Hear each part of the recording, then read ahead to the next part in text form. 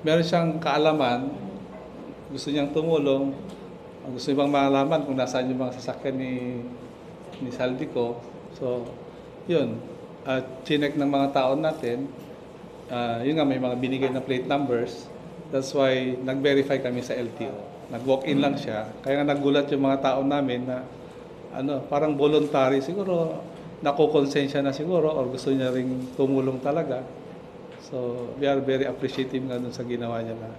Sabi ko nga, kung yung mga nakakaalam, ganun din ang gagawin, mapapabilis talaga yung asset recovery natin. We wanted to appeal or get the cooperation ng bawat Pilipino siguro to give us the information kasi gaya nga nung nangyari dito, walk-in lang yung nagpunta sa amin para ituro yung So, kung lahat ng mga nakakaalam ng mga asset na kailangan i-recover natin, siguro malaking bagay yun para sa ICI and the other agencies.